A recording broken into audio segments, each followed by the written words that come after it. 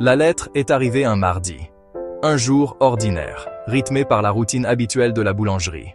Mais le contenu de l'enveloppe était tout sauf ordinaire. Une somme qui change une vie. Une offre de rachat de la boulangerie. Les mots flottaient dans l'air, lourds de possibilités. Maria relut la lettre, son pouce accélérant. Pendant 20 ans, elle avait mis tout son cœur et toute son âme dans cette boulangerie. C'était un prolongement d'elle-même, imprégné des arômes chauds du pain qui cuit et des rires des clients fidèles.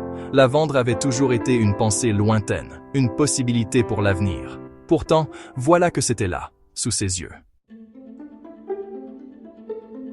L'offre provenait d'une entreprise réputée. Ils étaient spécialisés dans la revitalisation des commerces de quartier en préservant leur charme. Ils ont parlé de l'héritage de Maria, la rassurant que la boulangerie serait entre de bonnes mains. Ils ont présenté un plan, détaillé et prometteur. C'était tentant.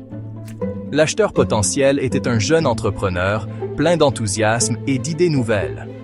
Il avait la passion de la boulangerie, une flamme dans les yeux quand il parlait de croissants et de pain au levain croustillant. Il voulait apprendre de Maria, porter le flambeau. Il représentait une nouvelle génération, prête à prendre les rênes. Le doute s'est installé lentement, comme un murmure à peine audible. Pouvait-elle vraiment laisser partir son œuvre? La boulangerie était plus qu'un commerce. C'était le travail de toute une vie. L'idée de quelqu'un d'autre derrière le comptoir, pétrissant la pâte, lui donnait l'impression de trahir sa propre histoire. La peur la serrait à la gorge. La peur de l'inconnu, de perdre le contrôle, du regret. Et si elle faisait une erreur? Et si l'acheteur ne chérissait pas la boulangerie comme elle le faisait? Le poids de la décision pesait sur elle, lourd et suffocant. Les jours se sont transformés en semaines, chacune remplie d'une indécision déchirante. Maria hésitait sans cesse, le cœur déchiré.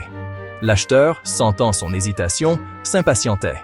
Il avait d'autres opportunités, d'autres projets qui l'appelaient. L'enthousiasme initial s'est estompé, remplacé par une compréhension pragmatique de la situation. Puis, c'est arrivé. L'appel est venu. L'acheteur avait trouvé une autre opportunité, une boulangerie plus proche de sa vision. Il a remercié Maria pour son temps, mais l'affaire était annulée. Les mots l'ont frappé comme un coup physique.